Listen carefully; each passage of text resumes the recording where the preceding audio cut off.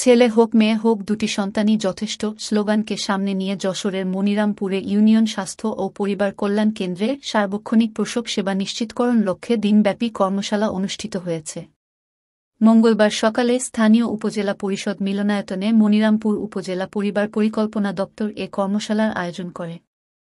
পরিবার পরিকল্পনা অধিদপ্তর যশোরের উপপরিচালক কাজী ফারুক আহমেদের সভাপতিত্বে ও আহসান হাবিব পারভেজের সঞ্চালনায় কর্মশালার উদ্বোধনী অনুষ্ঠানে প্রধান অতিথির বক্তব্য রাখেন পরিবার পরিকল্পনা অধিদপ্তরের বিভাগীয় পরিচালক সৈয়দ রবিউল ইসলাম। এতে অন্যান্যের মধ্যে বক্তব্য রাখেন উপজেলা পরিষদ চেয়ারম্যান আমজাদ হোসেন লাভলু, উপজেলা নির্বাহী অফিসার জাকির হোসেন, পরিবার পরিকল্পনা অধিদপ্তরের প্রোগ্রাম ম্যানেজার ডা জিনাত সুলতানা, ডা চন্দ্রশেখর কুণ্ডু, মেডিকেল অফিসার সাদিয়া রায়হান সীমা, মনিরামপুর প্রেসক্লাবের সভাপতি ফারুক আহমেদ লিটন প্রমুখ।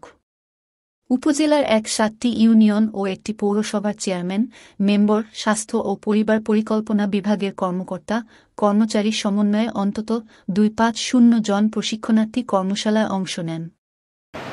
কমিউনিটি ক্লিনিক রয়েছে। কমিউনিটি ক্লিনিকের মাধ্যমে স্বাভাবিক যেই স্বাস্থ্য সংক্রান্ত সেবাগুলো সেগুলো প্রদান করা হয়। আজকে যে বিষয়টা নিয়ে আলোচনা হচ্ছে এই বিষয়টি অত্যন্ত গুরুত্বপূর্ণ আলোচনা এবং আমাদের সমাজের প্রতিটি জায়গায় এই প্রসব সেবা এটা কিন্তু অত্যন্ত সফট, দুর্বল জায়গা।